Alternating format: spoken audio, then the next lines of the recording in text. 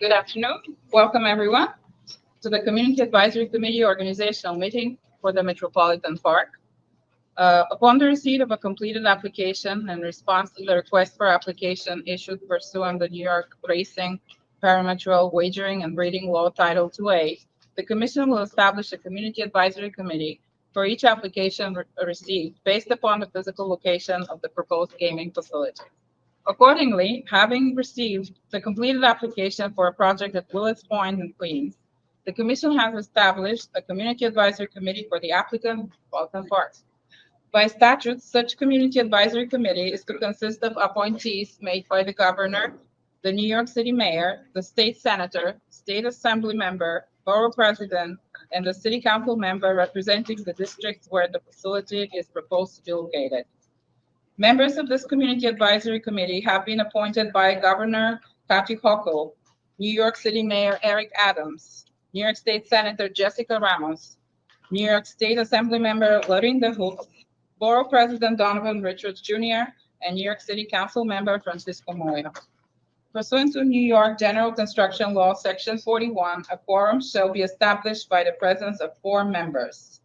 I will now call the roll of appointed members. Gregory Anderson, appointed by Governor Kathy Hochul. Present.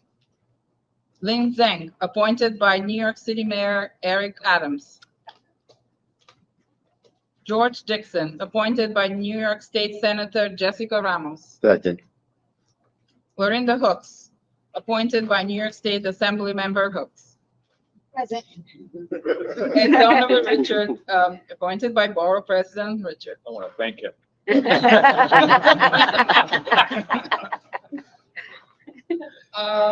So we have one of the committee members, Francisco Moya, is absent, but we still have 4 out of 6 members, so the presence of a quorum of qualified members is established. Therefore, we can complete business for the day.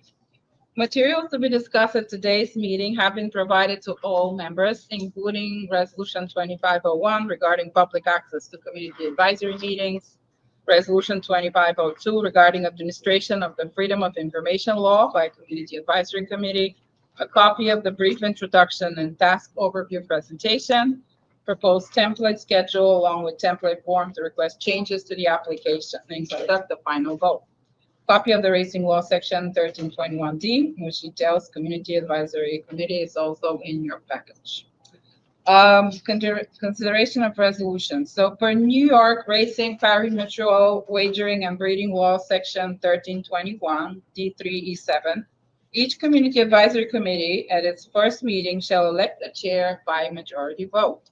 At this time, I would like to open nominations to serve as a chair of this Community Advisory Committee. Any nominations for a chair?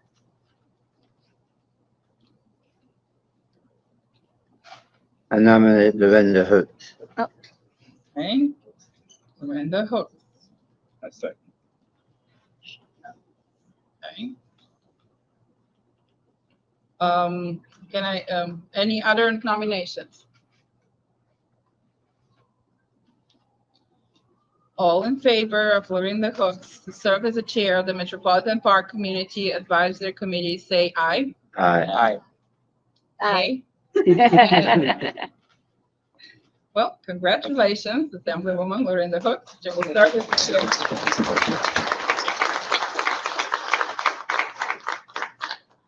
I'd like to provide a brief introduction and task overview. My name is Laura Timova, and I'm a senior consultant in NICETEC, the entity that is selected following a public bid to serve as the Community Advisory Committee consultant for the New York State Gaming Commission. Our company is founded over a quarter century ago. NICETEC is a nonprofit consulting business with more than 350 full-time employees at multiple locations throughout New York State, including New York City and finally Queens. We have extensive experience in task force and steering committee coordination, stakeholder engagement, public meeting facilitation, and large-scale event planning. So I wanted to start by advising each community advisory committee that we've been provided a copy of the completed application submitted by Metropolitan Park in response to the request for application. So if anybody needs assistance in accessing the material, I can facilitate it, but I believe all of you were able to access the redacted and redacted copies. As a reminder, the application materials may contain personally identifiable information and trade secrets, which, if disclosed, would cause substantial injury to the competitive position of the submitting entity. Each community advisory committee should exercise care in preventing inappropriate or unauthorized disclosure of information. And I also wanted to note that all the redacted application responses have been posted on the gaming facility website. Any questions or comments from the committee members? Okay.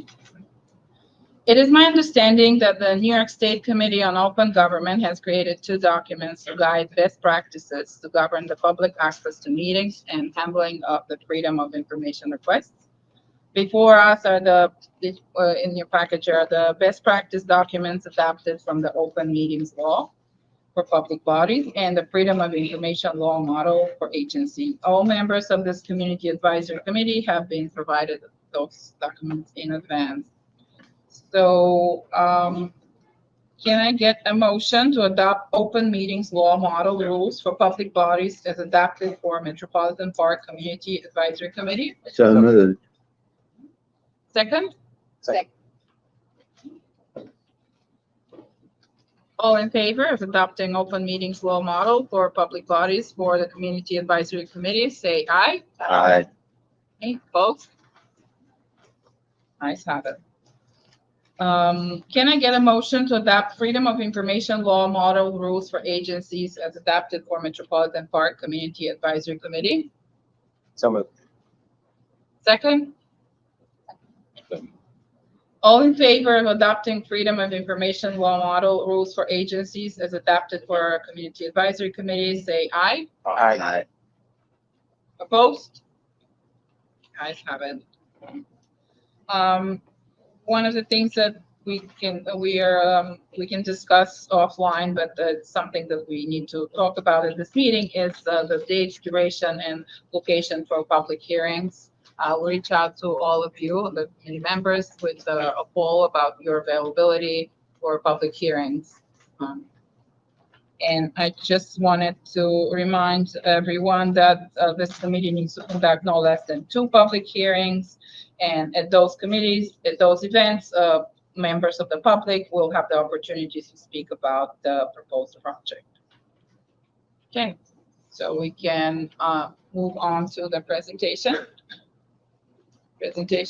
So. Okay.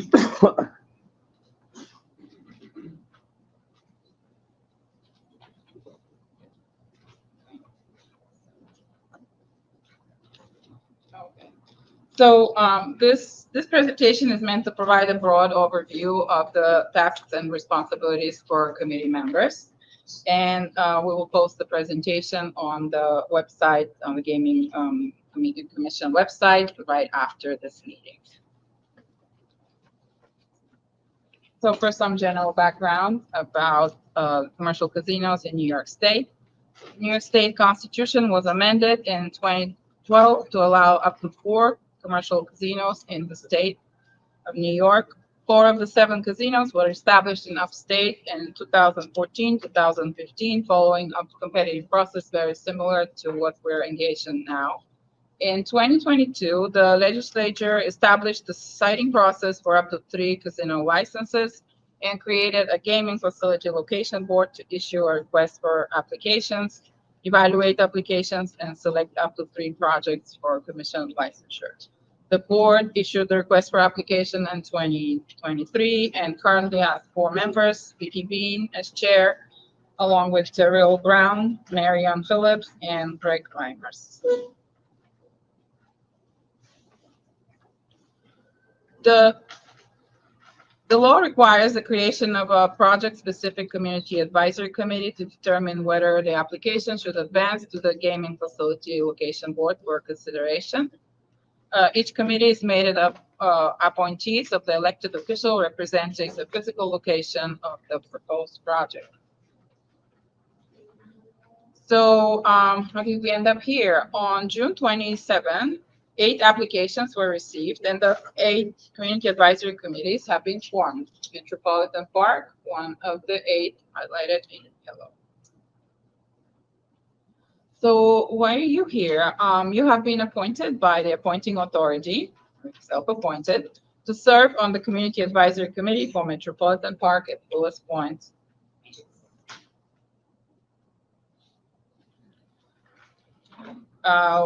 Everybody has received application materials for Metropolitan Park, and we expect the applicant to provide a presentation a little bit later in this meeting.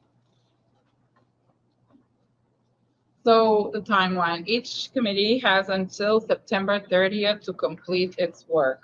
So applications that are approved by the committee will be then evaluated by the board, and the board expects to announce a selection by December 1st, followed by the commission license consideration by the end of 2025.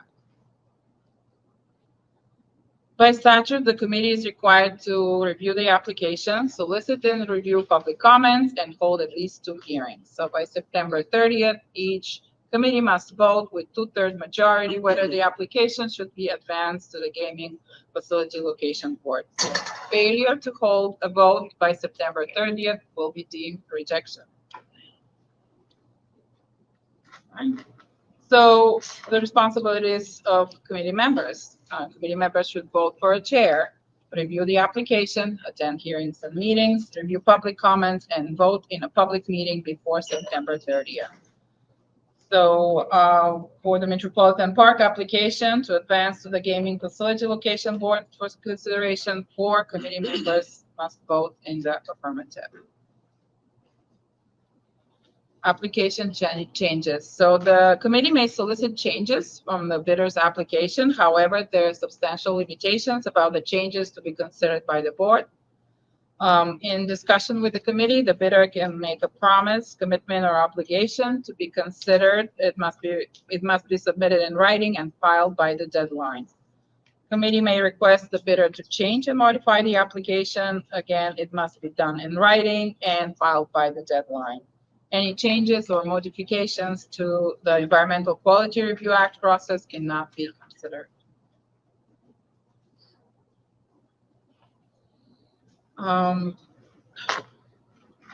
So all materials that for the affirmative decision on which the affirmative decision of the committee is based, they will have to be delivered by the board with the members concurring and signing the title page of such materials. And if anybody was not paying attention, you need 2/3 of the votes or 4 votes to move this application forward. This is a proposed timeline. As you can see, we are now at August 4th. So this is just a suggestion. It's not definitive. And as an independent body, each committee can set their own schedule between now and September 30th.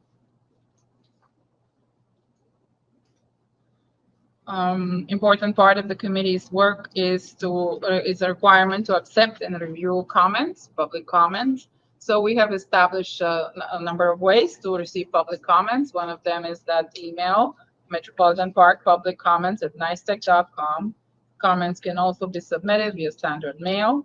And all the comments will be collected and provided to the committee for their review. And they will we're in charge of doing that right before the deadline for the consideration of committee members.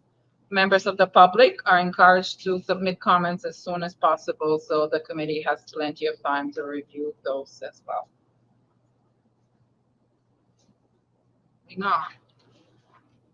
So a word of caution. So as a member of the committee, you've been given with the complete application, which includes the unredacted version of the application. So like I mentioned, the unredacted materials contain personally identifiable information, and we advise you to use caution to prevent unauthorized disclosure of information.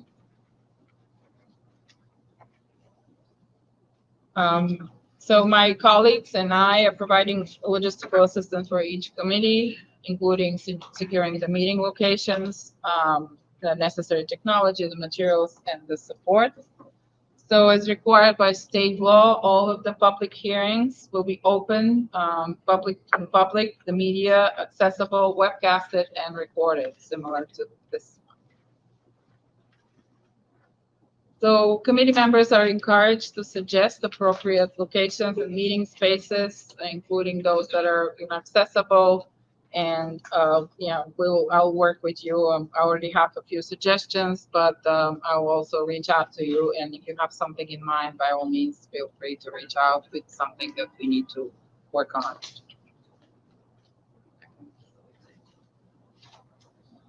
The types of meetings. So there are 3 types of meetings the committee can hold: organizational meeting, what we're doing today; electing a chair, discussing scheduling, receiving a presentation from the applicant, and other business.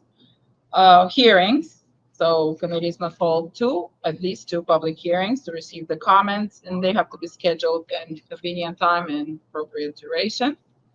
And final meeting vote, a public meeting, again, to be scheduled to vote on the project.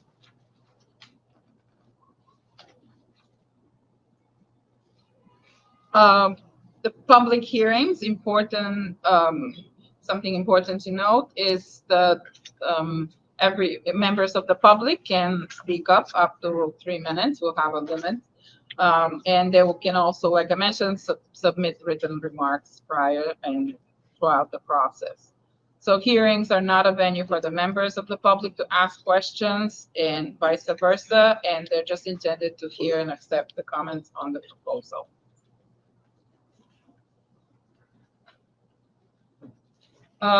Translation services. Translation services and interpretation and American Sign Language interpretation will be made available by the Commission.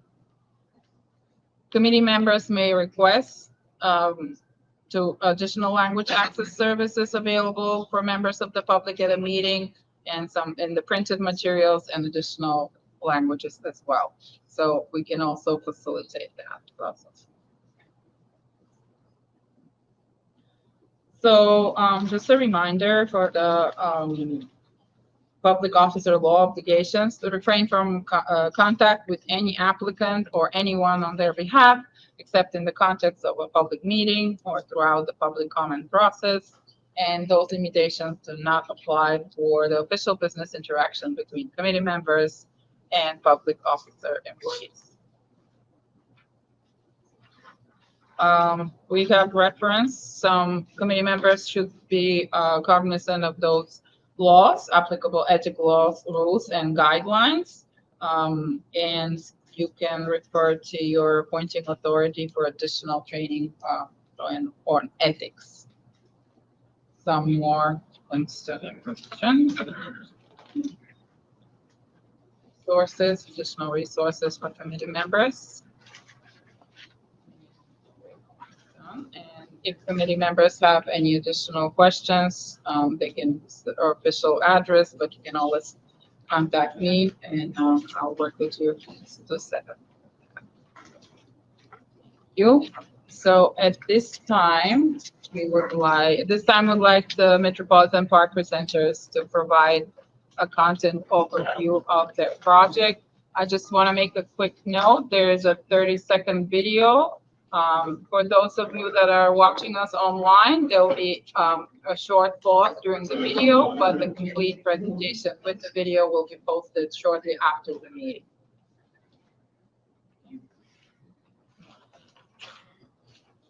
Away. Great. I'm Michael Sullivan. I'm Sully by nickname. I'm the Chief of Staff for Steve Cohen, the owner of the New York Mets. It's a pleasure to be with you all. We come here with a presentation today with the words of the CAC team here in mind, which is we're here to demonstrate community support for the project. And the good news is we've spent a lot of time taking approach of listening first, and we're going to take you through that. For 3 of you, some of this is going to be a little duplicative. We're going to try to move through it quickly, so the 3 folks maybe aren't quite as familiar get the information, and obviously we're happy to answer any questions you might have. So This effort goes back to the very first days of my boss, Steve, buying the New York Mets almost 4 years ago. And against my better wishes, he got on Twitter. And while it can be a real cesspool in terms of some of the content, the good part for Steve was being able to hear from Mets fans and the neighbors around us and the communities around Citi Field directly, their input about the team, their input about the ballpark. And the short version is people love the ballpark, they love the food, but we consistently heard from our neighbors and Mets fans that the areas around Citi Field left a lot to be desired. We have this incredible 7-line army that takes our fans all over the country to see the Mets play. The problem for us is they come home and they say, why can't we have one of these incredible baseball villages like we see in St. Louis, like we see at the Battery in Atlanta, like we see at Texas Live or the Deer District? And so going back 4 years ago, Steve asked me to lead a project that began with a very simple question of if we were going to try to transform the area around Citi Field, what would you want to see?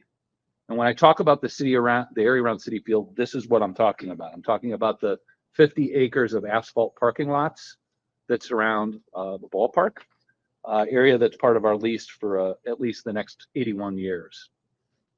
And Steve's vision has been to really listen to the neighbors around us, figure out, what are the critical elements if we're going to try to transform the area, what would people want to see here? And in a minute, Julissa is going to take you through that input. And then Greg, our lead architect, will take us through how he's been able to transform that input into an incredible proposal. The very brief history of the site, I'm not going to do the full history. If anybody has questions, I'm happy to. But this site throughout history has been a swamp, a dump, a parking lot for the First World's Fair, a commuter parking lot for the next 2 decades following that. Then in 1961, the legislature alienates the land that we sit on today. Why did they have to alienate it? They had to alienate it because Robert Moses used his authority as Parks Commissioner to buy the ash dump that sat on our site. And so in 1961, Robert Moses went back to the legislature to alienate the parkland so that they could build Shea Stadium. And then in 07, 08, we just flip-flopped the location of Citi Field and Shea. I think this is an incredible photo. It's the only one I'll subject you to. This is the parking lot. So you see in the top third of the screen, you see the buildings from the First World's Fair. You can see the Passerelle, the Corona line. Now our 7 line has been built. The LIRR has been built. I want you to take notice of the road network in the marina and waterfront area. Most of those roads around the ballpark are left over from the First World's Fair. They're skinny roads. We have to have them only go one direction before and after a major event. You all know the issues surrounding us. And so as part of this project, we're making significant investments in improving the local road network and improving the infrastructure to be able to get people in and out of the area before and after events. And also solving some of the historical issues that exist at the site based on the way Robert Moses did things. With that, I'm going to turn it to Julissa to talk about our community engagement process. Thank you, Sully, and thank you to all the committee members. As Sully mentioned, I'm Julissa Ferreras Copeland. I had the privilege of serving the areas around Citi Field as a public servant for almost 2 decades. And when Sully reached out to ask for help leading the community engagement and government relations part of this project, I understood the immense responsibility, but also the privilege of being able to lead this effort. And it was clear from the very beginning, we had to go to the community first. This was a build from the ground up project and the importance of hearing the community. This community engagement focused on the neighborhoods surrounding Citi Field. We were focused on Corona, East Elmhurst, Flushing, and Jackson Heights. This community engagement we understood needed to be diverse. It needed to be diverse in its approach from our first meeting at First Baptist Church, where we had about 40 leaders, to a broader level of engagement at Citi Field, where we were able to speak to and engage with over several hundred people at Citi Field. Part of this process was from the very top. Steve Cohen and Jim. Steve Cohen and Jim Allen from Hard Rock, chairman of Hard Rock, CEO. He also was very much a participant in these engagements, and it really meant a lot to the community. This was a public and open process, which was very important and transparent in our engagement.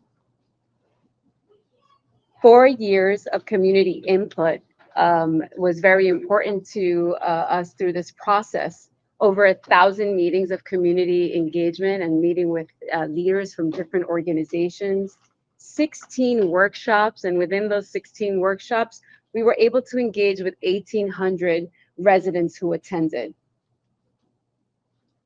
Those meetings were diverse and they included organizations, small, medium, and large, and we ensured that every meeting, Sully definitely participated in all of them, that they were inclusive, that we were listening and learning also about the organizations. So what did we hear? We heard something that was very important to us, that people love Queens and they want to stay here. They want to have opportunities here. They want expanded open space. They want this project to create jobs so that young people can stay and people can find jobs that are close to their homes. They want a climate-ready space. They also want the support of local small businesses and MWBEs. Throughout all the workshops, we heard how desolate, when there isn't a game, how desolate and dark and dank the areas are around City Fields. So the 365-day activation was very important. Community wants to remain engaged. They want to be a part of the process.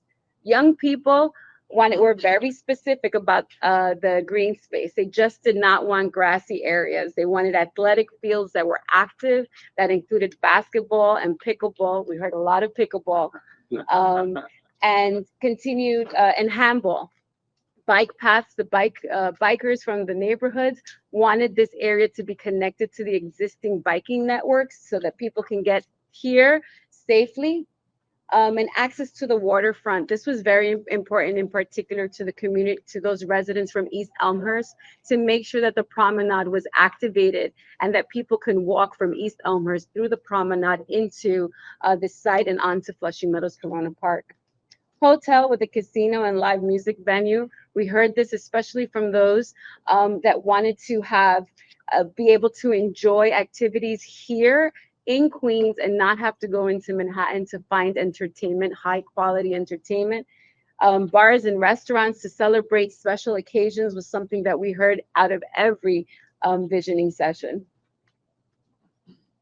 The choice board is something that we basically ask community. If you wanted to build something great or if you wanted to keep it 50 acres, 96% of those that were in part of all of our visioning sessions said they wanted something great. So we took this framework of everything that we heard because, as we all know, not everyone is able to go and be a part of community organizations or community meetings. So we went door to door. We took this framework. We knocked on over 40,000 doors.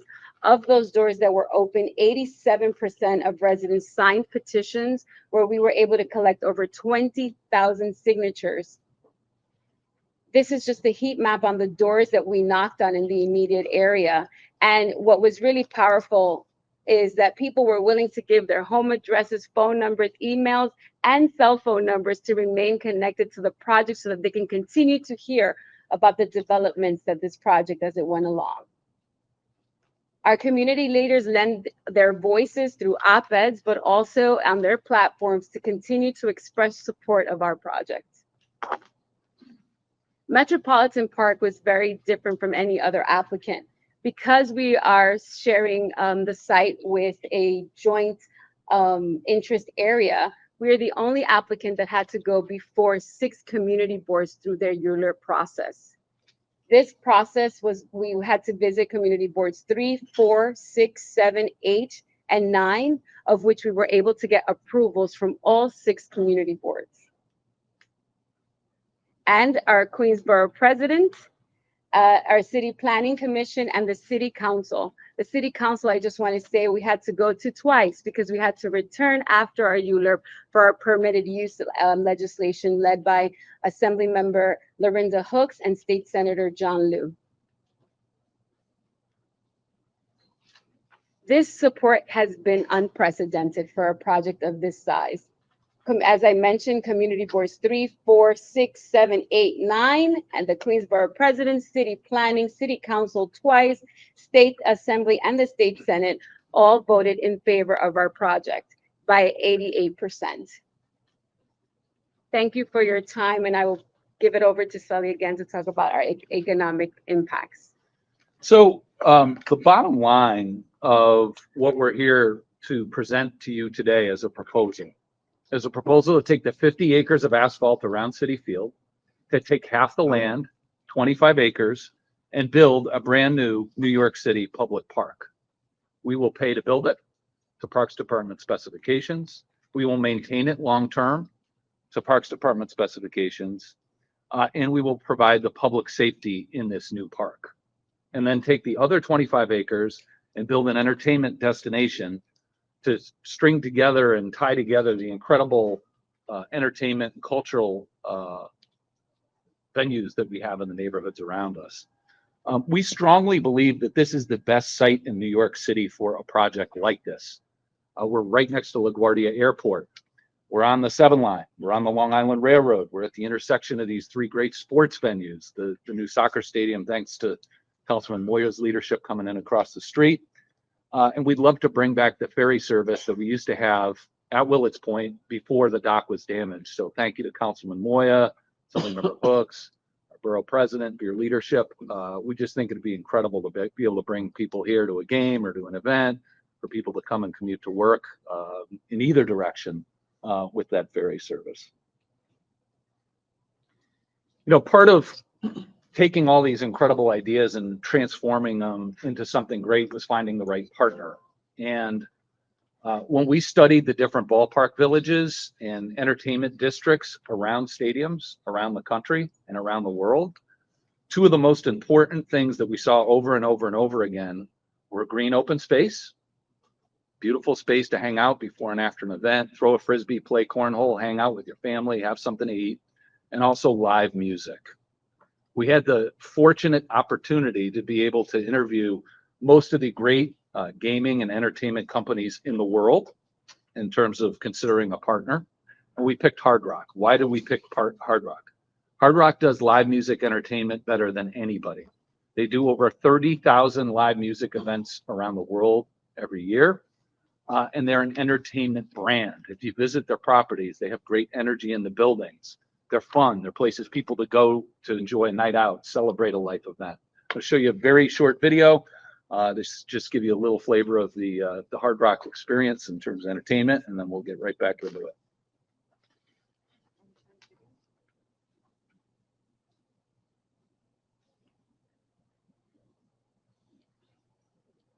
Sorry, you're not getting this. There it is.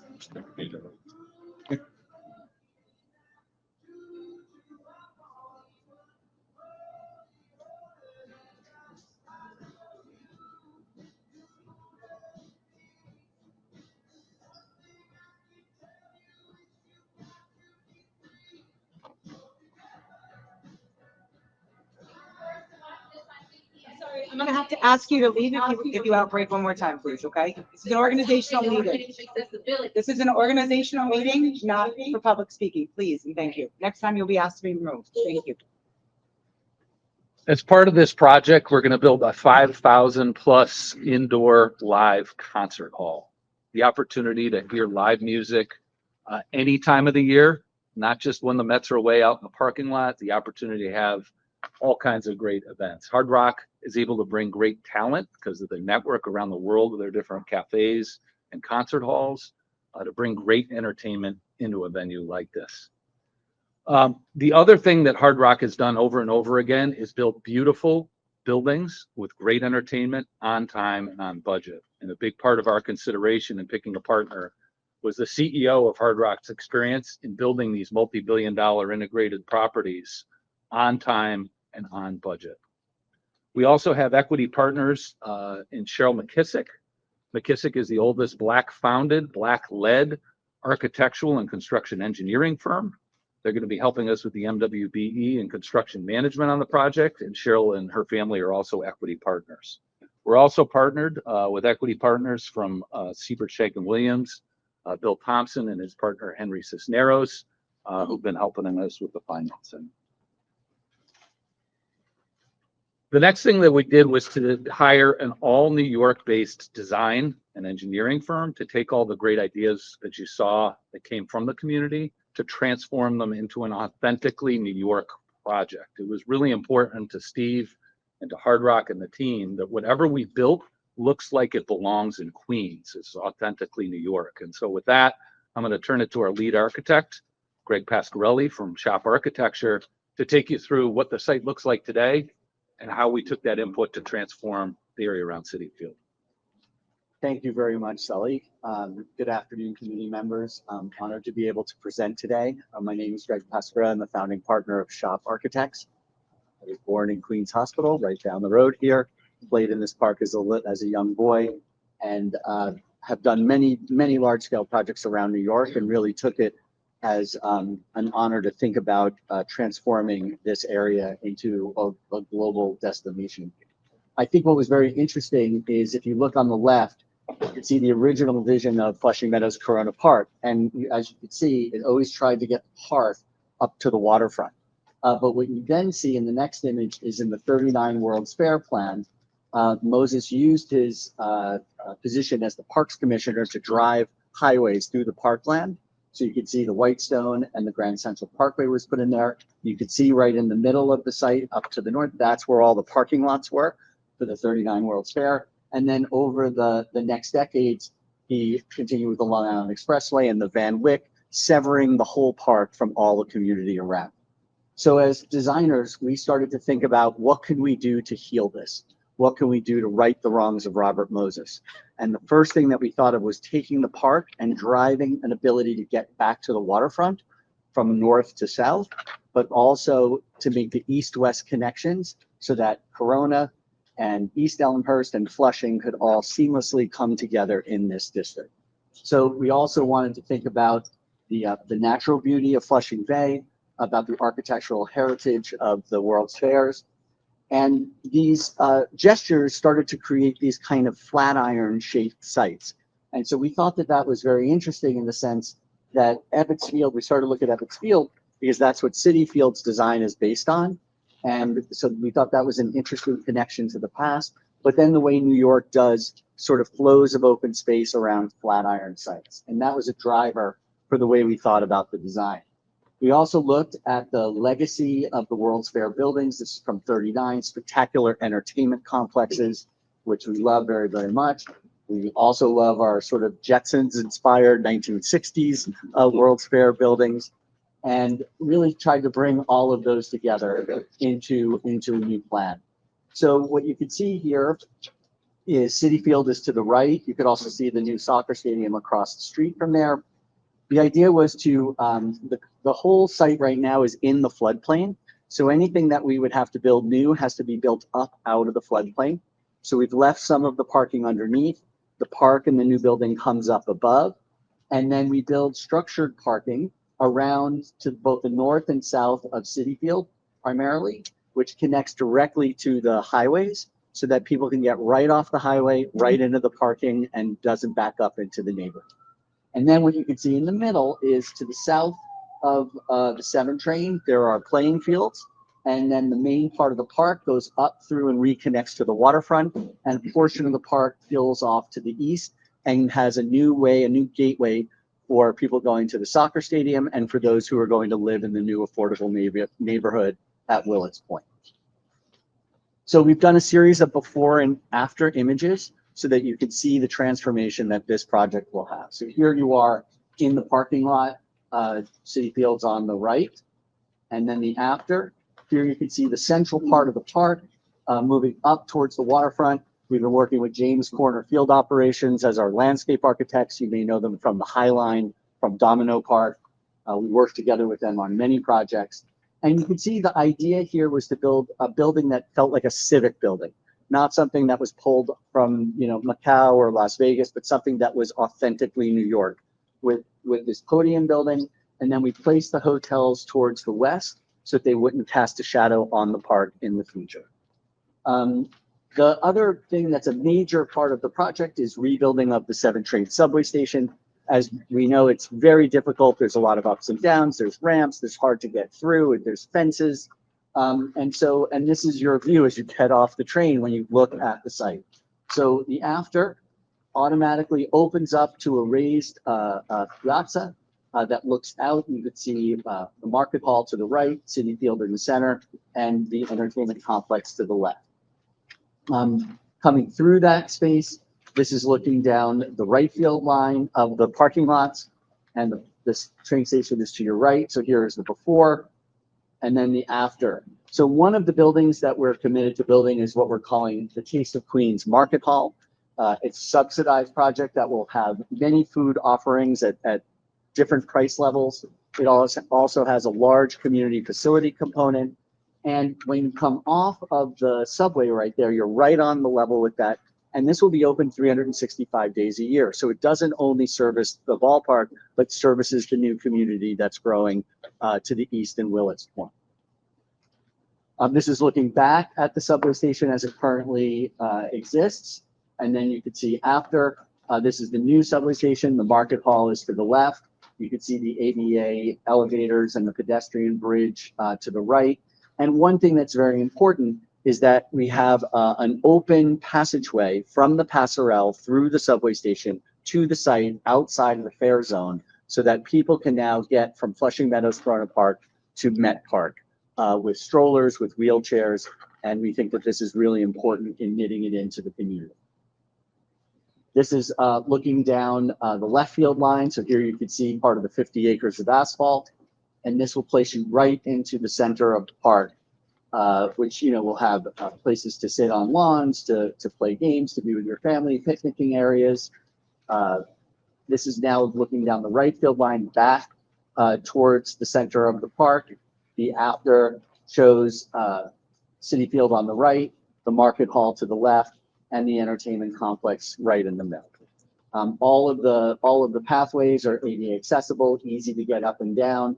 You have these berms and hills that help with climate resiliency.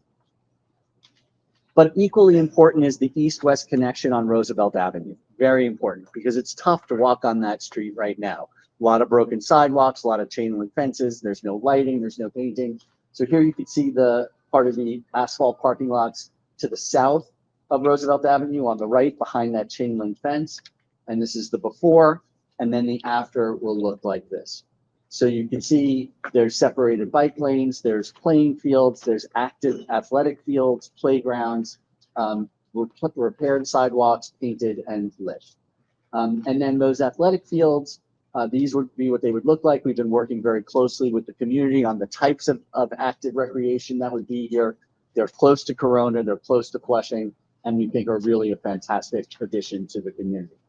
You can even see some of the signage that we're thinking about is referencing in Shea Stadium when there were the great neon signs on it. And so we thought that was another connection to the history that's very important. This is where you would get underneath the Whitestone Expressway to get out to the marina. This is the before, and then this is the after. And you can see we have another pedestrian bridge, also with elevators and ADA accessible, to separate the pedestrians from the traffic, because those crossings are what cause a lot of the traffic, because they have to stop the flow of cars in and out of the site. So by separating them, that will really help get the traffic out of the office. Here you can see the bridge cutting across some of the entries into the parking garage.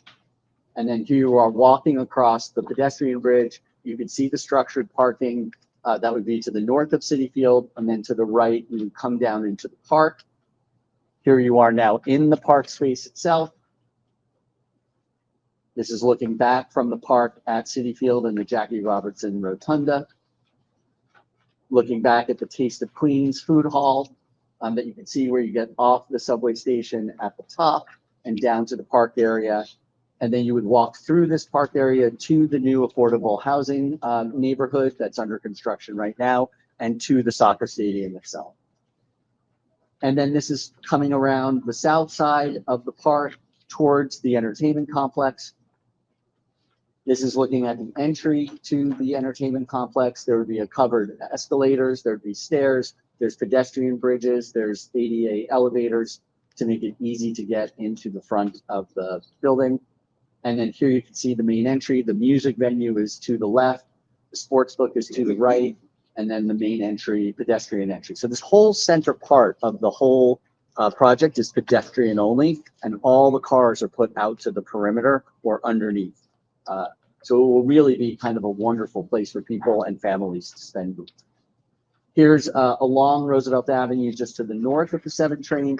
You can see the side of the integrated resort, the separated bike lanes, the generous parks that allow you to come from both Corona and from Flushing. This is around the east side, so again, pedestrian access, separated bike lanes, and then we're proposing to link the bike lanes to the surrounding network. There's one place where the bike lanes from East Elmhurst actually exit right onto the highway, to a highway on-ramp.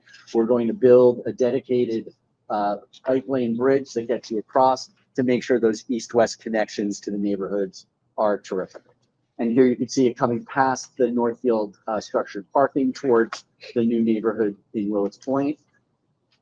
And talk about 25 acres, just, 25 acres is a number, but just for everyone to get it, Domino Park, which is beloved, is 5 acres. Washington Square Park is 10 acres. This is 25 acres. So we're talking about 2.5 to 5 times the size of these parks. It's quite significant. And finally, just talking about some of the sustainability and climate issues, the cost of asphalt is tremendous. It just creates an incredible heat sink, so that during the day, the sun beats down on that asphalt, and it's usually 10 or more degrees hotter than if you were in on a lawn kind of space. And it's bad enough during the day, but at night it's even worse because it cools off, but the asphalt holds all the heat and then radiates it out into the surrounding neighborhoods. So by changing this from asphalt to green, it will have a huge positive impact on the neighboring communities. And so much of the project has a climate resilience strategy to it. Solar panels on all of the garages. We're really prioritizing mass transit, local trees and vegetation. We're gathering the rainwater to irrigate the park, and we're really building everything up to be very climate resilient. With that said, I'd like to pass it on to Sean Caffrey from Hard Rock. Thank you. Thank you, Greg, and members of the CAC. I'm Sean Caffrey, President of Development and Chief of Staff for Hard Rock International. And on behalf of our Chairman and CEO, Jim Allen, and the owners, the Seminole Tribe of Florida, we're honored to be here today to present in support of our joint venture with Sully and Steve Cohen. At Hard Rock, we currently operate in over 77 countries. And in every location, we focus on being a good corporate citizen, and this project epitomizes that position. With over 60,000 employees globally, Hard Rock has been recognized by Time Magazine and by Forbes as one of the world's best large employers across a range of categories, including for women, new grads, diversity, social impact, and customer service. And this project that Greg just walked us through is projected to generate over 6,000 permanent and 17,000 construction jobs, totaling 23,000 jobs for New York. We've worked hand in hand with the unions, as we do in other jurisdictions, to support union labor, both during periods of construction, but also in permanent operations. To further our focus on the Queens community, we've implemented a local hiring preference and partnered so far with 20 local organizations to enhance our workforce development efforts to ensure we have the best prepared and inclusive workforce possible, embodying our company's motto of love all, serve all. As part of the extensive community outreach that Sully and Jalissa referenced in their remarks, we heard from potential employees and vendors that applying for positions or to become suppliers for the project could be a potential challenge. So we have created 2 hiring and information training centers, one at Citi Field and a second on National Street in Corona, that will ensure every resource is available to assist the public to get those jobs and secure both construction and ongoing contracts for the property. It's one thing for us to hire team members, and it's another for us to actually welcome them into the Hard Rock culture, retain them, and then advance their careers. Hard Rock is a leader in the entertainment industry, as Sully noted. And for us, retention is so critical. And so we'll utilize our programs such as Women in Leadership and Hard Rock University to ensure these jobs turn into long-term careers and employment for the residents of Queens and New York State. One of the other challenges we heard at our listening sessions were that families were struggling and having challenges with the rising cost of healthcare and childcare. Hearing that, we engaged Tammy Rose, owner of the Queens-based childcare company Little Friends, to help us design a 17,000 square foot indoor-outdoor facility to ensure children have a safe and nurturing environment while their parents are at work, and that's really important to us. In total, the median annual compensation for employment across the proposed integrated resort will be $140,000, including salary and benefits, helping to raise the median and average income in Queens and address the levels of unemployment that are happening throughout the city. The other consideration that we are focused on is celebrating the rich and diverse makeup of Queens.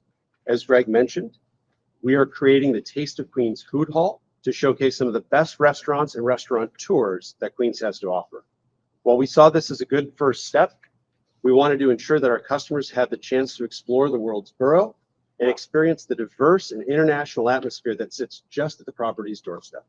Using our Unity Rewards program, which last year experienced 30 million visits to the Unity app from 185 different countries, we created what's called the Queens Future Passport and partnered with over 100 local restaurants and cultural institutions where customers can earn points at the resort and then go into the community and redeem those at the vast ethnic and cultural offerings that Queens has.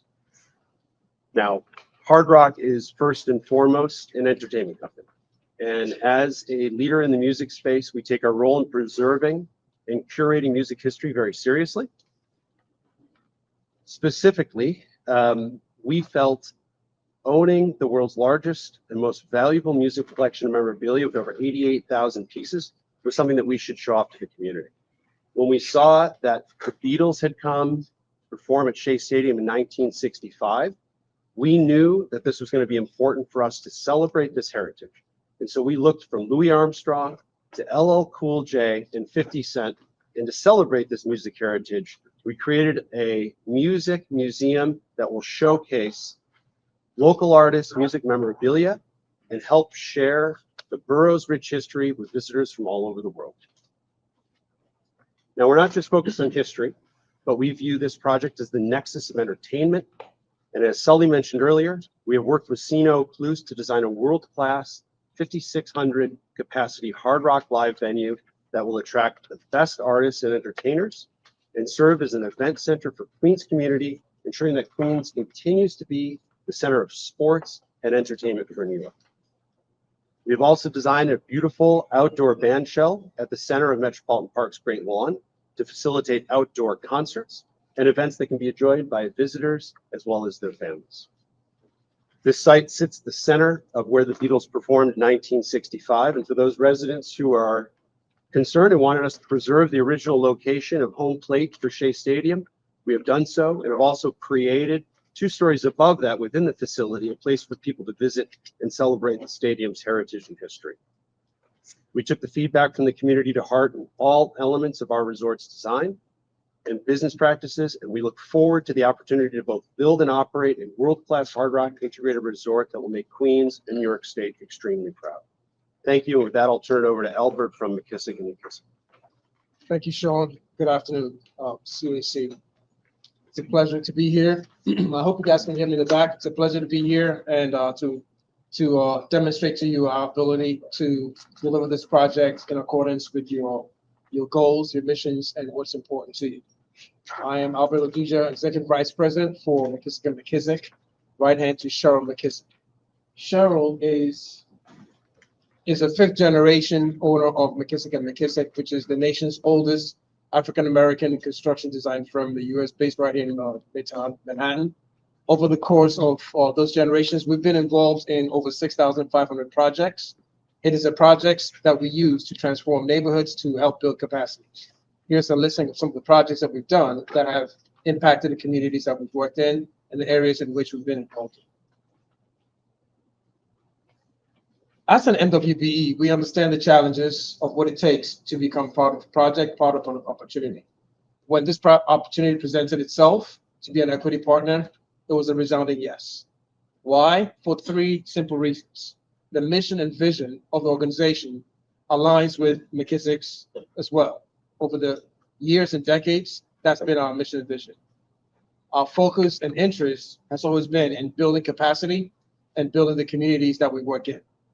Thirdly, it's a transformative project. On 3 points, the transformation of a physical site, transformation of a swamp, a parking lot, and asphalt blighted areas to an area which is eco-friendly, is healthy, and is sustainable. Transformation economically. There will be jobs, opportunities for the during construction and post-construction. Transformation of generational lives. People can stay in Queens, build their families in Queens, and not leave somewhere else. That's the reason why we joined this team. This is why this is important to McKissick. One of the challenges that we've come across over the years, having been an MWBE, is the challenge of finance. We do understand what that requires. For this particular project, our goal is to increase MWBE participation on projects. There is evidence in New York City that when we get involved in a project, the expectations are always met and we exceed. For this project, we've committed to 30%. However, we're looking to raise that higher. 35% is definitely achievable, and we plan to do that. In addition to that, there is SDVOB of 6%, which we also anticipate meeting. Part of the effort will be deliberate. We're going to create opportunities, infrastructure, be creative, all right, and then provide opportunity to support and be deliberate about achieving these goals. Again, the challenge of most of these always ends up, I think I advanced it a little too much. We'll do it. Yeah. We'll look at you. Here we go. There we go. All right. So we all know that over the years, we've come to find out that financing is a big problem.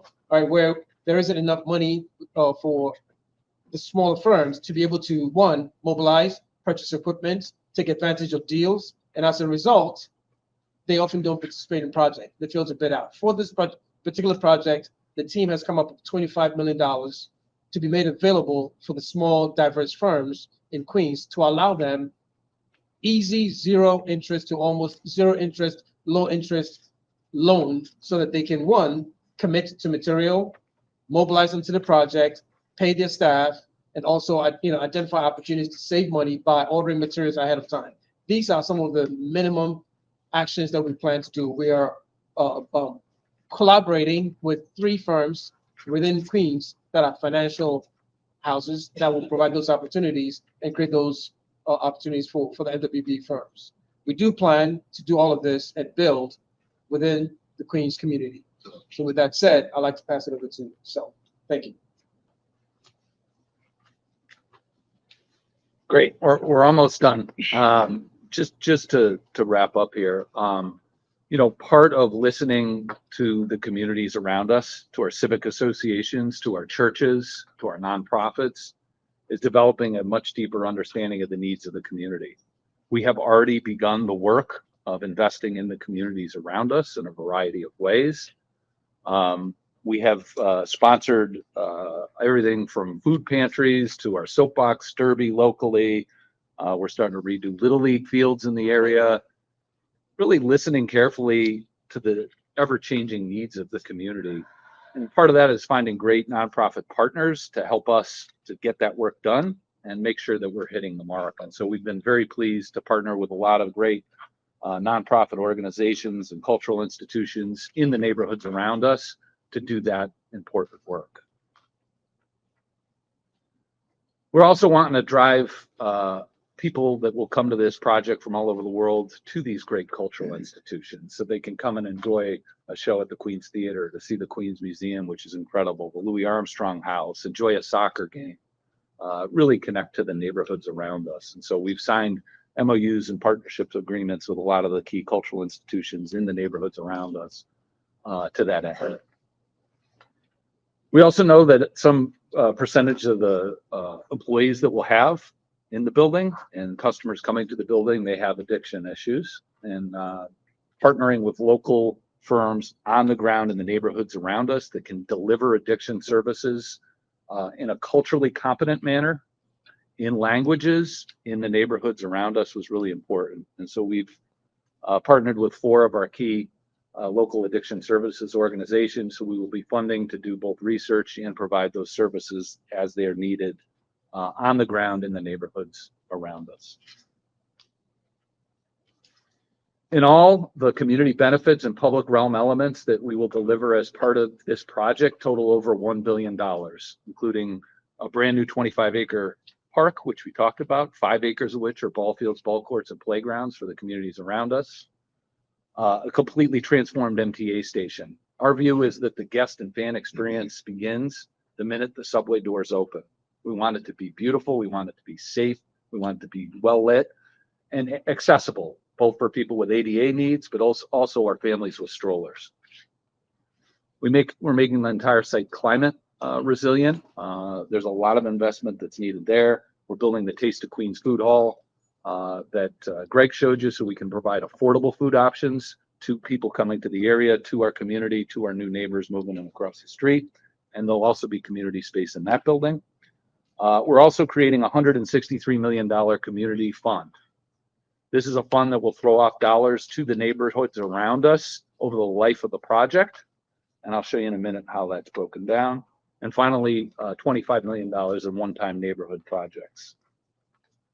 We've already started the work of the Community Improvement Fund, $1.6 million a year till we find out if we are lucky enough to be awarded a license or not. Once we receive a license, it'll be $2 million a year, every year until the doors open. And then once the doors are open on the project, $5 million a year, a local board to help us direct that funding so that we know year to year that we're hitting the mark in terms of meeting the needs of the communities around us. We've also agreed to fund one-time projects in the neighborhood, including a health clinic in East Elmhurst, youth and senior services centers in the Jackson Heights, Corona area, mental health services infrastructure in Flushing, local investments in Hinton Park, STEM scholarships for Queens students to go to Queens-based educational institutions, a financial literacy program, and the renovation of local Little League fields, which we've already begun. We've also, as partners, agreed to invest in an affordable housing project 1 mile southwest of Citi Field on the site of the Queenswood housing development. We're partnered with Slate Development, who's a developer that owns that site. We're making an investment to basically allow that project to move forward and to be all affordable. It will be at least 450 units of all affordable housing. And finally, a new Sky Park bike and pedestrian bridge. This has been a long time vision from elected officials, leaders from the Flushing area. It's an opportunity for employees, an opportunity for people coming to the site to be able to safely traverse the Flushing Creek over to Willets Point, reconnecting the neighborhoods around us to the site, as Greg talked about earlier. I just want to close by, first of all, thanking you all for your attention. As we work through all this, we're happy to answer your questions. You know, as you answer this question from the CAC team here of, does this project have support from the local community? Have we listened to the local community? Are we hitting the mark in terms of the community's needs? We are really appreciative of all of your time, all the people in this room time. I mean, it's been an enormous amount of input. It's been incredibly helpful for us to listen first and take those ideas and transform them. And I think at every step of this process, when you look at these numbers on the board in terms of the amount of support we've had at every step in the process, I think that you're seeing that this project has more support than any other location anywhere in New York. And I think we can do more with one of these gaming licenses in terms of what we give back, in terms of community benefits, in terms of public realm elements, to really transform an area. So with that, I thank you all very much. I have a short video to play for you, and then I would welcome your questions. Thank you.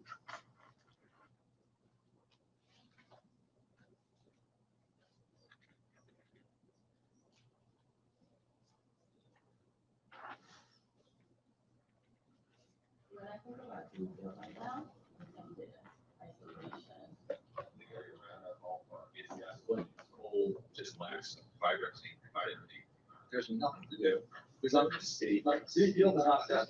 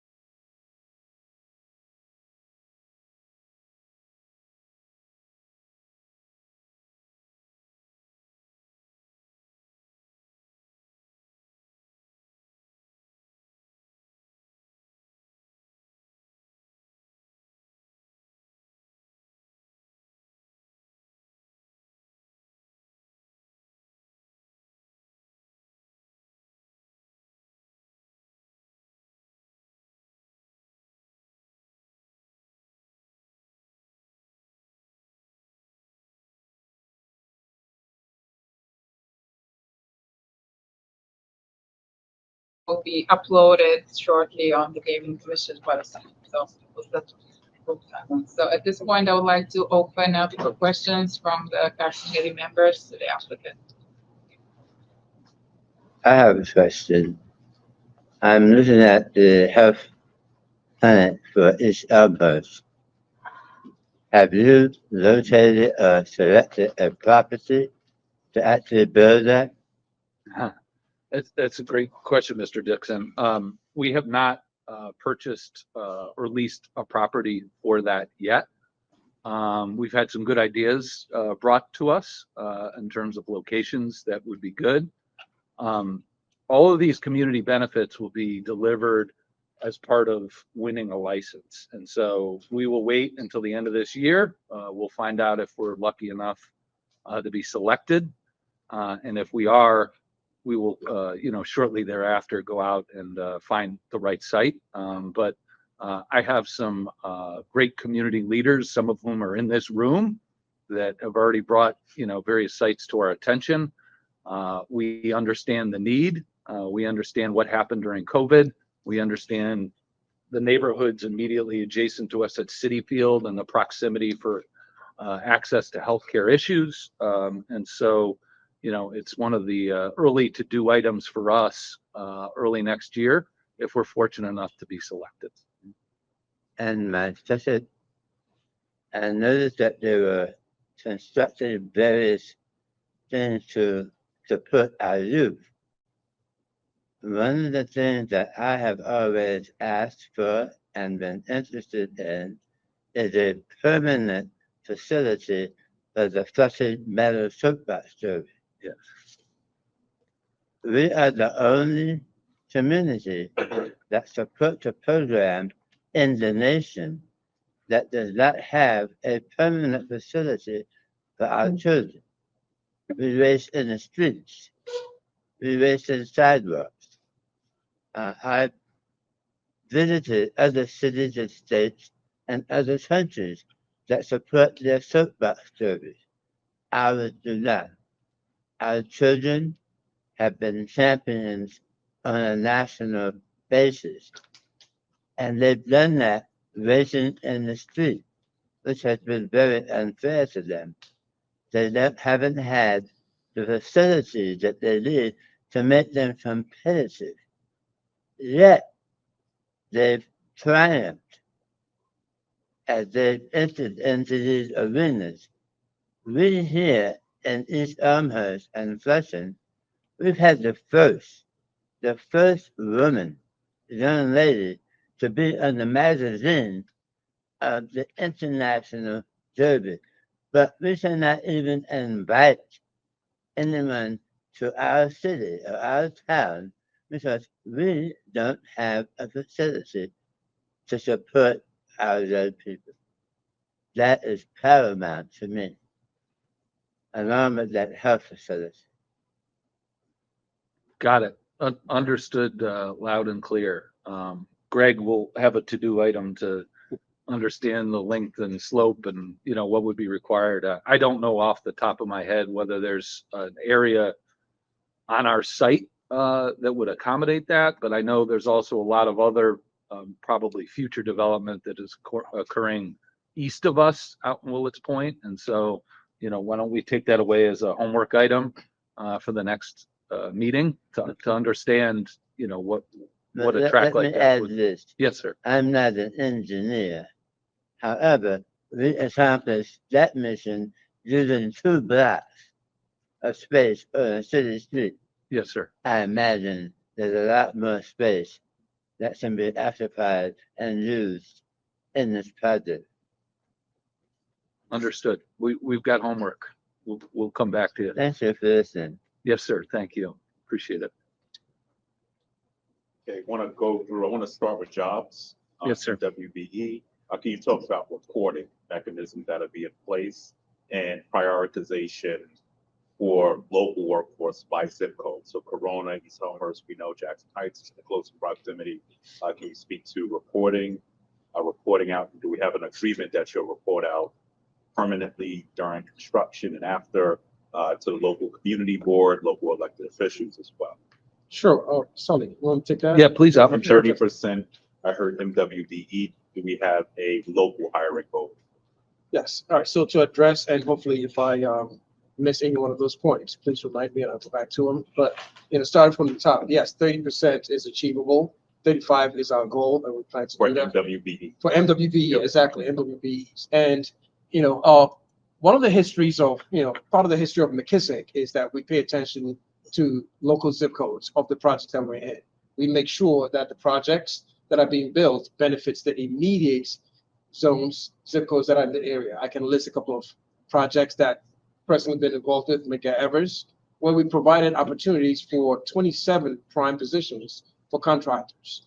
At the time was unheard of. This was 2006. All right. The requirement then was to only provide 6 prime opportunities. The community came to us and said, we need local jobs. So we gave out and were creative about breaking up the packages to provide 27 prime opportunities. We've done the same thing on other projects in Harlem, Coldwater Hospital. We achieved massive results. Coney Island Hospital, we're doing that, finishing that right now. Also created great opportunities. So there's more than enough examples of what we do to achieve the local requirements. And that's what we plan to do over here. So, Borough President, Yes. monthly, we owe you monthly reporting to you, to our community boards and our local elected officials. We are committed to do that. McKissick is going to help us track vendors, construction, and workforce across all those different metrics. And so we owe you and our leaders that reporting on a monthly basis throughout the construction of the project. And we've also announced a Queens hiring preference, so that if you're from Queens and you are qualified for a role, you get the first shot at the job. in cultural competency is important as well. So I would hope that you're working with local organizations and they would be a part of this because. Yeah, maybe we could put our workforce partners slide up. We have been fortunate to sign MOUs with a lot of local groups that attack workforce development from a lot of different angles. I don't think it's a one size fits all answer. I think it's a being in the different communities around us, making sure in language, we're delivering a culturally competent in language message. We need employees. Once we open this building, 6,000 full-time employees that can speak many different languages for guests coming from all over the world. So it's a win-win for us if we have a very diverse workforce that also has international language skills for people coming from all over the world. And then I want to talk about some of the benefits. So you spoke of the MTA. Is there a price tag already in place for these MTA improvements, and how soon would they be realized? And I guess the broader question is, are you waiting to the casinos built to generate revenue to do all of the improvements, or will they be done simultaneously? I guess throughout this process, as we go through this process, give us a breakdown on which benefits come, I'll be where community benefits at. Yeah, I'll be very clear about it. The benefits, if you could put up the $1 billion commitment slide, will be delivered as part of the opening of the project. We're hoping around the time of opening day 2030. So the MTA station will be delivered in conjunction with opening the project, as will the Taste of Queens Food Hall, as will the community space, as will the park. So done simultaneously. Simultaneously, yes. They are benefits that you should consider are directly tied to opening and delivery of the overall project. The two projects that are not tied from a timing point of view, because they're operating on a different set of approval timelines, are the affordable housing and the Sky Park Bridge. The Sky Park Bridge has a lot of different agencies going to have to go through. We've started the work on the drawings and all that kind of thing, but it's not as advanced as this. So I think you should expect that that would be delivered sometime after the project. But I will remind you that there is a significant penalty for us if we do not deliver that. It's a $100 million gift to New York, to the Flushing Meadows, Corona Park, through the work of the Waterfront Alliance. $10 million a year over 10 years if we don't deliver that. And so those are the two pieces that are not tied to the opening of the building. All the other things, the one-time community projects, everything you see on this slide, are tied to the delivery of the overall project in 2030. Monopolize over time. Last question on whether we'll have more questions about the process. Taste of food hall. So there's been a lot of criminalization of street vendors in Corona.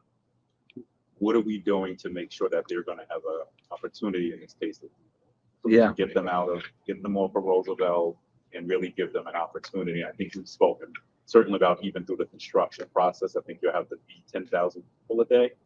What's your plan to make sure that street vendors are all? Yeah. If you could bring up the site plan of the overall site for me, it'd be great. So we have today, I'm going to take it in two parts, Borough President, an area we call Pork Chop Hill, which is a bus parking lot today. You can see it on letter H on the slide in front of you. Today it's about a 90 space bus parking lot. What we'd like to do is use that area to set up an area for food vendors to be able to set up their stalls and trucks, to be able to feed our construction workers through the construction of the project. Today, Willits Point is a food desert. If there's not a Mets game going on, if our cafeteria isn't open at Citi Field, there's nowhere to get something to eat. So one of the thoughts that we have and, have been interacting with our local elected officials on is creating a zone there that would allow us to set up all these great ethnic foods and cuisines, give people a safe place to be, have it well lit, have it be clean, the trash removal, so that we can create a safe zone, as you said, Borough President, to feed all the people coming every day to build this beautiful building, 23,000, people in all, 17,000 in the construction jobs.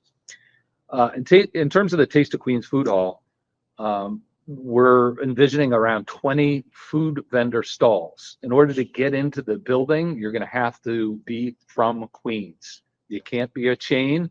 There's going to be no Applebee's. There's going to be no Chipotle. This has got to be authentic Queens small businesses that are currently operating in Queens and have some incredible, great ethnic cuisine. At the end of the day, we're going to have to follow what the law is, but it would be our strong hope that as many of the folks that are, producing and delivering these great ethnic cuisines around the neighborhoods around us that want to have a stall in the building can come and have an outpost at our site. We're designing this building and subsidizing it to be affordable because we want to keep the food options in that building affordable. We'll have great, beautiful restaurants in the integrated resort, steakhouses, some of the things you saw. But we also heard loud and clear from the neighbors around us, they wanted affordable food options as part of the program. And so we will subsidize that building to be able to have affordable food options in the Taste of Queens Food. I suggest, speaking of Queens Street Vendors Project, also Queens Night. That's what. Yeah. Got it. I can keep going. So I have a couple of questions as well. And one is, I don't know if I missed it, but what about the roadway for in and out to have access to this project here so that the streets around the vicinity is not impacted with the traffic? I didn't see that. Yeah, maybe if we just go to the overall site plan, I can talk to it, and if it's helpful at the next meeting to drill down on this with additional drawings, we could do that. The road network around Citi Field is mostly leftover from the first World's Fair. You've seen it, assembly member, before and after events. Because these roads are skinny, they can't accommodate all the traffic they need to. They shift the roads to be one direction, not the other. So in all, the project has over $1 billion of parking and traffic infrastructure to modernize it all. I could talk for an hour about this, but I'll highlight just a couple of the things. The main point of exit out of the lots that then goes underneath the Whitestone approach is one of the key thoroughfares for pedestrians leaving after an event going out to our marina and waterfront lots. What happens after an event is the police stop traffic in both directions on Shea Road to allow everybody for a half an hour, 40 minutes, however long it takes, to get to the marina and waterfront lots. And what that does is it backs up the cars on Shea Road, which then backs up Seaver, which then backs up Roosevelt and Northern, and you start seeing, backups in the neighborhoods around us. We're making a significant investment to create a new pedestrian bridge that will go over Shea Road and then under the Whitestone, elevators for people who need it, so it's fully ADA accessible.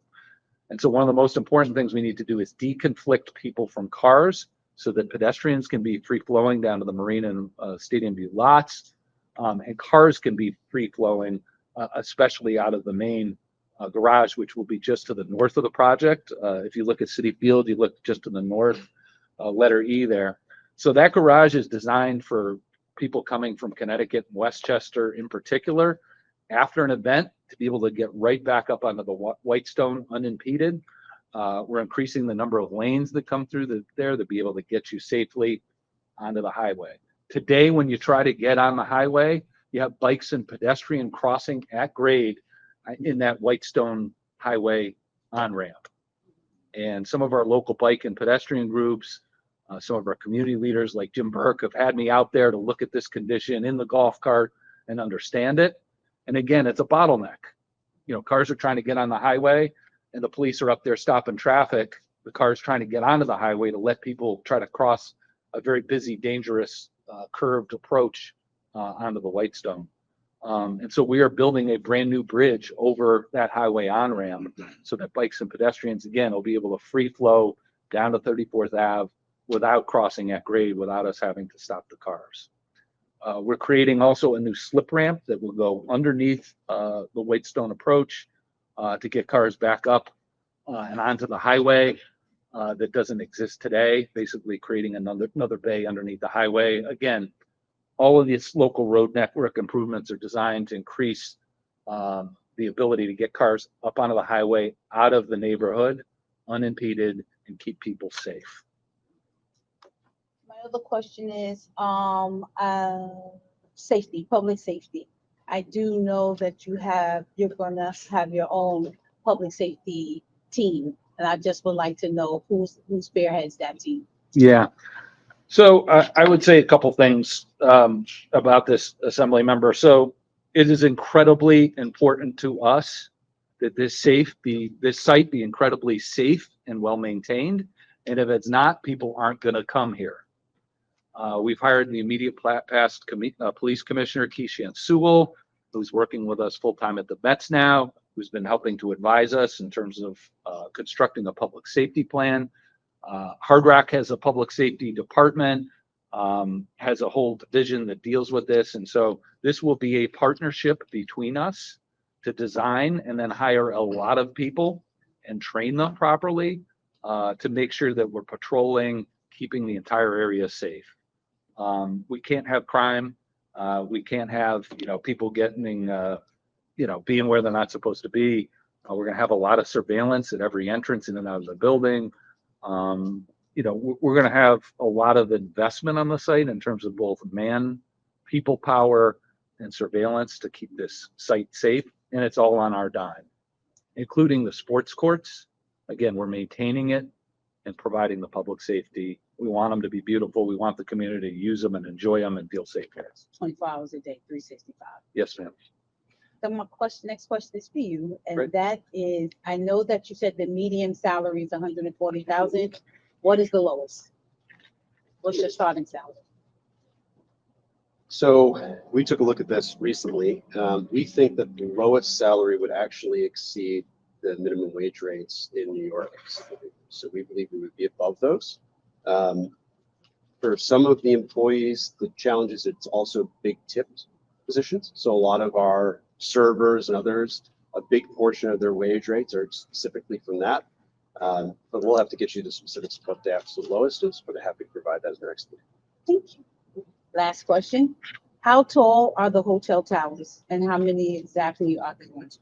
There's going to be 1,000 hotel rooms to start. Our environmental approvals have authorized more, but we're going to start with 1,000 rooms and see if we need more. We're hopeful that, visiting Mets fans, visiting soccer and other sports venues, fans and players are going to want to stay here. But we also don't want to overbuild. And so we're going to start with 1,000. We are in an outer approach cone to LaGuardia, which restricts us to 344 feet. And so we will be comfortably under that height to ensure that we don't, create any issues with the LaGuardia approach.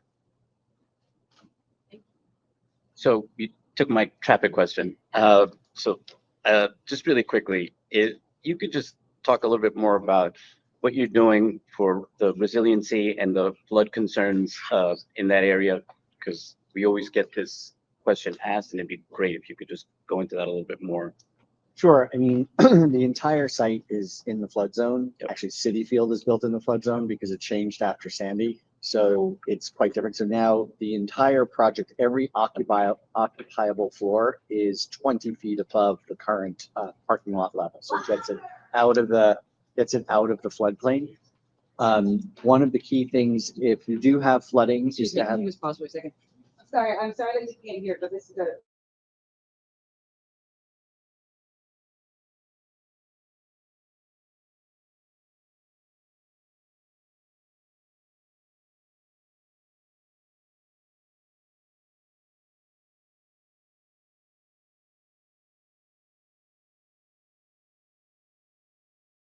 No problem. Thank you. So there are water retention basins that are on site. There's the ability for the park will have an ability to absorb any water from flooding. We're getting everything up out of the floodplains.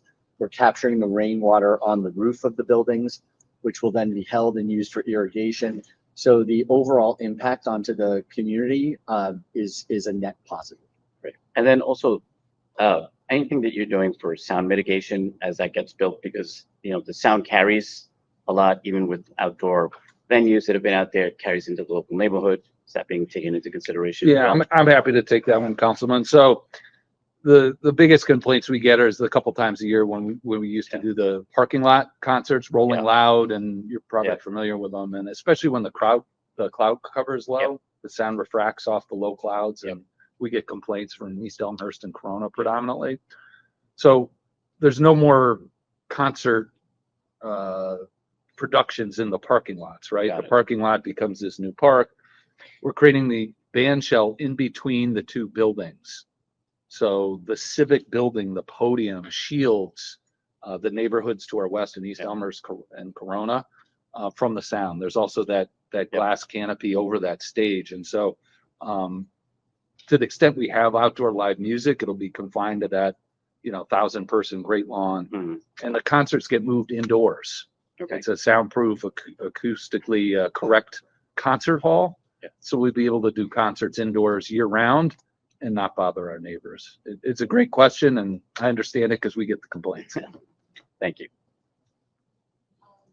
Yeah, I had some of the similar questions as you guys had about circulation, vehicles, because I think this project almost doubles the amount of parking. And so, yeah, was happy to hear that you guys are putting some thought on those impacts, because it's not just the existing surrounding community. Like, as you know, Willits is also building new buildings.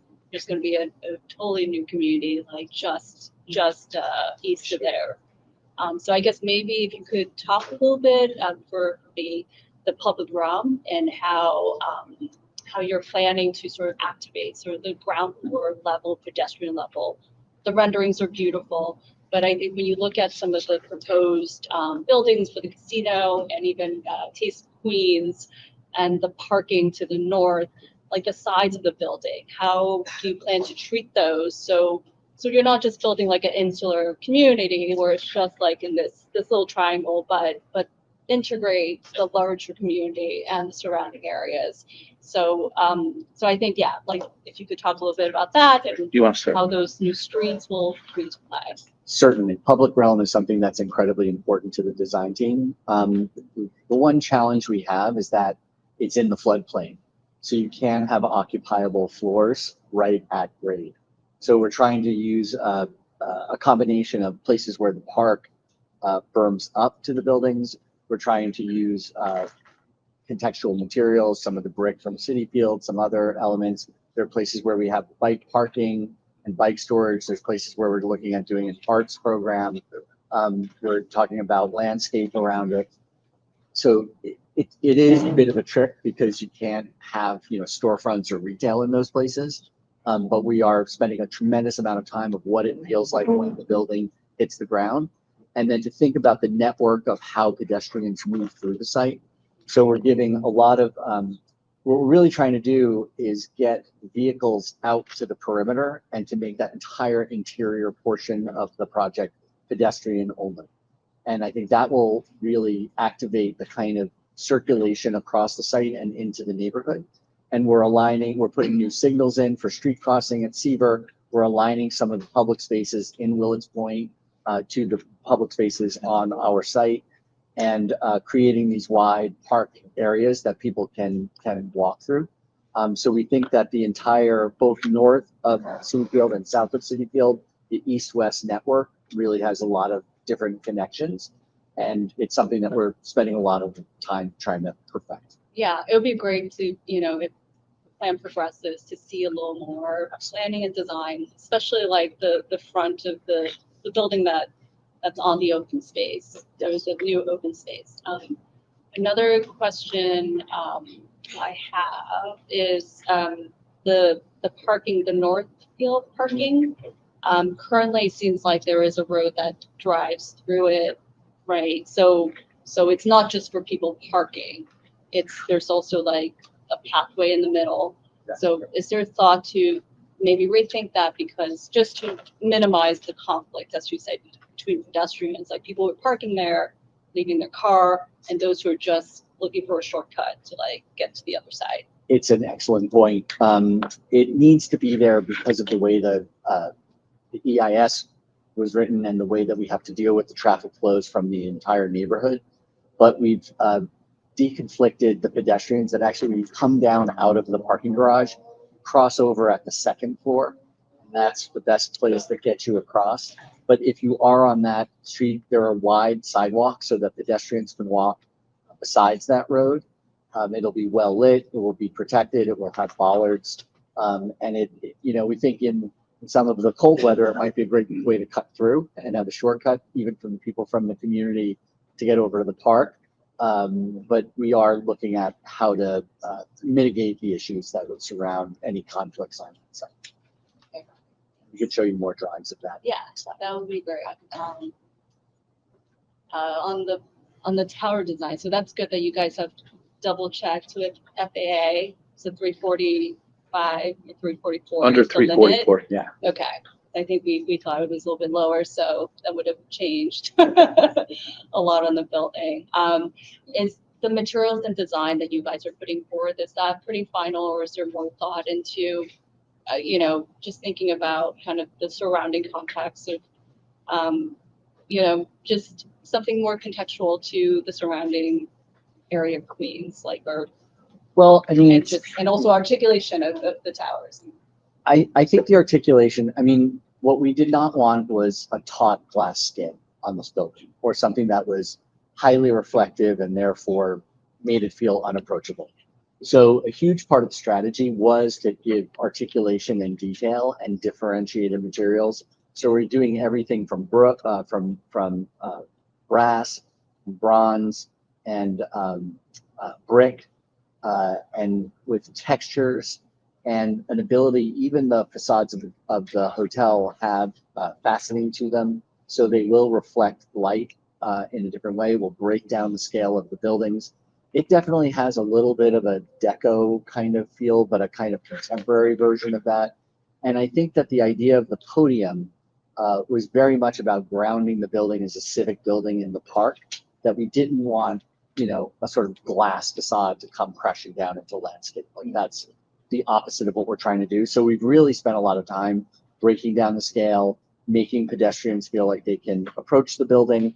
The entry sequences are very easy from the park into the building itself. And that was basically the idea, was to break down that scale, make it feel not like a singular building, but almost like a skyline in and of itself, and to push those towers towards the west so that it didn't put shadows into the park, but it's still far enough away from Corona and East Elmhurst to not bring shadows onto that side. That was the strategy, but we're happy to show you more of the details of the materials in the future presentation. You. one last question. Is the ADA improvements at the MTA station, that's going to be built and maintained by the developer? Is that the plan? Yes. Okay. And has there been thoughts, there's also an LIR station that's not far, there as well. Has there been thoughts about improving like that station as it also brings in that spans? No. We've confined the area of focus in terms of the public realm elements to the area immediately surrounding our lease footprint, and which extends to the other side of Roosevelt. But it doesn't go that far north up to the USTA Flushing Meadows Corona Park area there. So the improvement that we've committed to is completely transforming the 7-line train station. Can you speak, just to continue on with our president's question, a little bit more granularly about the construction phasing, what gets built when, and the level of disruption? Obviously, it's confined to the site, but there's still a tremendous amount of disruption to the community. Yeah, it was really important to Steve that we protect the Mets fan experience. We've invested a lot in the team, and he wants to make sure that as we approach the project, it's probably going to take us, I know it's going to take us longer than would be typical to build something like this, because we're going to focus first on building the garages that you saw to the north and south of Citi Field to provide the replacement parking that'll serve soccer and the Mets.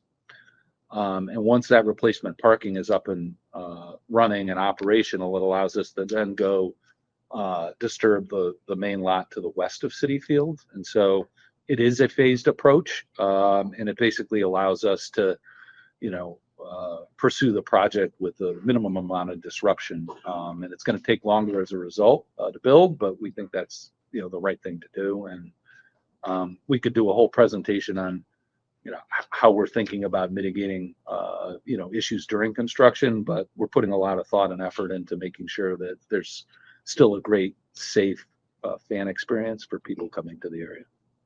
You said the food hall, the MTA station, the park, all delivered by 2030 when the casino opens. Yes. How long past that 2030 date will construction be? Or is it fully complete? It's done. It's done. It's done. Yeah. The other two pieces that would follow that would be the Sky Park Bridge and the affordable housing, which is a mile southwest. And the affordable housing, where does that project stand in terms of approvals, site control? Our partner Slate Development owns the site. They're excited to pursue the project. We've agreed to make a substantial investment in the project to allow it to be all affordable, which would allow it to move forward.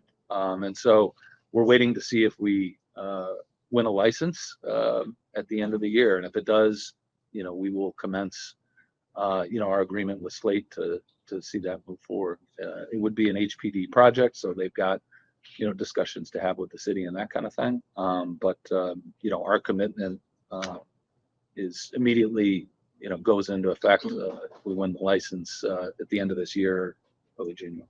And are there penalties there if that doesn't proceed? There are not penalties there.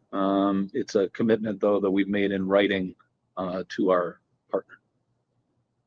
Can you speak, obviously there's a lot of city and state infrastructure that you're proposing to improve. Can you speak to the coordination you've done with those agencies, either that are asset owners or permitters or that? There's an enormous amount of coordination going on at every level. The MTA, the DOT, the borough president's office, City Hall, the EDC is the lead agency that's, working through the city side of things with us. So there's an enormous amount of coordination going on, an enormous amount of work to make sure that when we're redoing the MTA station, that's being done to MTA specifications. When we're building the park, it's being built to Parks Department specifications.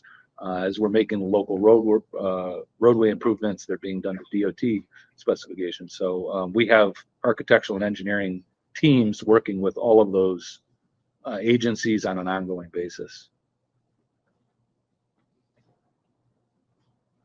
think, can you speak to how many parking spots? I didn't hear that. Then, Yeah, and then just speak to coordination, to his point of even with the Sky Bridge Park or whatever it is, Bikeway. Are you in talks with Parks Department already? And what would you do? I think, I just want to make sure you put it on the record. If that does not happen, where would that 100 million? yeah, great question, Borough President. So, we're around 7,500 spaces, on our immediate site, not counting the marina and stadium view lots out by the water today. We take the total number of parking spaces to a little over 13,000. Borough President, we don't want to overbuild parking, you know, at the same time, what we heard loud and clear from the community is they don't want cars parking in the neighborhoods around us. They don't want cars parking on the grass in the Flushing Meadows Corona Park, especially when some of the sports, tournaments are going on. And How many so spots do you have currently? There? 70, it's about 7,500 on site. So you would And go so we to take 13. take it to about 13,000. Yep. So we think that's what we study in the EIS. We think it's prudent. And longer term, if we're in a new world where we have more driverless taxis, things like that, we could take one of those garages and convert it to a place for those cars to go charge themselves. So we're already thinking about having the infrastructure in place to future-proof these things too, so that if we see a modal shift over time. Listen, we're hoping we're having a lot more people coming by mass transit, right? Bringing back the ferry service with yours and others' help, modernizing the 7-line station. But we need to be prepared and meet that hard burden we had from the community of not to have cars parking in our neighborhoods or in the park. And so we want to make sure that there's adequate infrastructure. Miss Skybridge. Yeah. So we've started the early architectural and engineering work on that. We've started talking to the developers across the Flushing Creek from us in terms of where the bridge would start on the Flushing side of the creek. We've had great discussions with them. The site would land somewhere, probably towards the corner of the new soccer stadium, in between what would be a future, Willets Point, next phase building out there. So we're still working on the exact location of it, and the award of a license would be the trigger for us to start investing heavily in the engineering and getting into the details of what that would all look like. So we've done preliminary work on that, but that's the rough location that we're looking at. And if it's not feasible. If it's not feasible, what we've committed to do is to, in a legally binding agreement with the Waterfront Alliance, to donate to them $10 million a year over 10 years. And the dollars in the agreement from the Waterfront Alliance's point of view have to be made on capital improvements in the Flushing Meadows Corona Park.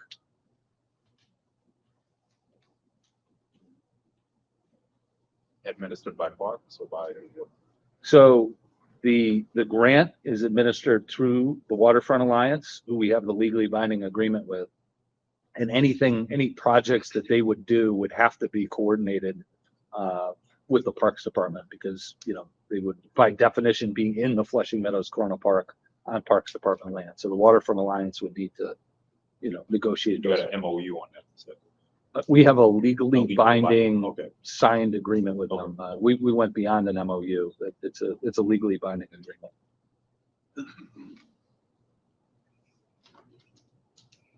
Do any members have more questions? I have just one more. I see that the bike lane that you have here, wasn't numbered, so let me show it to you. This one right here, This is the one connecting the 34th. 34th Avenue. That was actually a walkway bridge. So people walk from Corona and East Elmhurst to the games. If you take that away and make it a bike lane, how they get in there now? How they walk in? Yeah. So today we have a condition, assembly member, where you have bikes and pedestrians crossing the Whitestone approach ramp. So it's the on-ramp onto the highway. It curves around from Pork Chop Hill. And it's a blind corner because the way the trees are grown around it. And so basically the cars are ripping up that on-ramp to get on the highway. And then you have a crosswalk in the middle of the highway on-ramp. And community leaders have come to us and said, you know, somebody's going to be killed. It's unacceptable. It's dangerous. And so we have designed and engineered a bridge that would take you over the on-ramp, both pedestrian and bikes. So today it's pedestrian and bikes crossing the highway on-ramp. In the future condition, bikes and pedestrians would be going over the on-ramp. Okay, so this will be dual. It won't all be green. So it'll be bike and It's- the other side it'll be for pedestrians to walk. Correct. For both. Now, we had this problem with the Queensboro Bridge, which we technically just resolved. So how will you're gonna put bollards? I would suggest that. Probably a very good Let's idea. get that done Yes. early. Put bollards, let's just. We could do that. I have another homework assignment. We will follow up on that. Glad we caught that. Early. It's great feedback. Thank you. Thank you. Any members of the committee have other items you'd like to present? Now, I have a question. Yes, sir. Regarding the affordable housing, did I hear you say 100%? 100% affordable. And how many units are we talking about? It's 450. It's going to be a little bit more than that. But I'm saying 450 because I want to be conservative and I don't want to disappoint anybody. I think it's going to be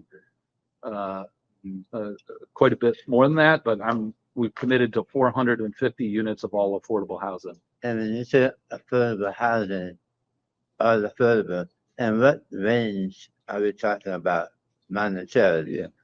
Yeah. So Slate, our partner, who's an affordable housing developer, will go to the city, assuming we win a license, we'll go to the city next year, go to HPD and negotiate a term sheet with them. It will be a range of size and number of units and levels of affordability. So that's a negotiation that they're going to have with the city next year. But what we've done is put enough capital into the project so that there is no market rate housing. The holdup in seeing this project move forward is it's basically uneconomic for them to build all affordable housing. So what we're doing as partners is making an investment in the project to allow it to be all affordable. And Slate's going to have to go negotiate the number of units, size of units, levels of affordability with the city next year. And accessibility to this affordable housing, who has the priorities? Is Charleston, Corona, Flushing? This is I could answer that question. yeah, it's a perennial issue. Yes. The city got sued, so it's gonna be minimum, I think, 30%. It 30%. used to be 50% community preference. Now, because we were sued over it, it's now ranged down from 30%. Then I think 25 may be the minimum, Right. the maximum. Thank you. Thank you, sir. Any other items for discussion from the committee members? Hearing no other items for consideration, this meeting of the Community Advisory Committee of Metropolitan Park is hereby adjourned. Thank you very much. Thank you all. Thank you.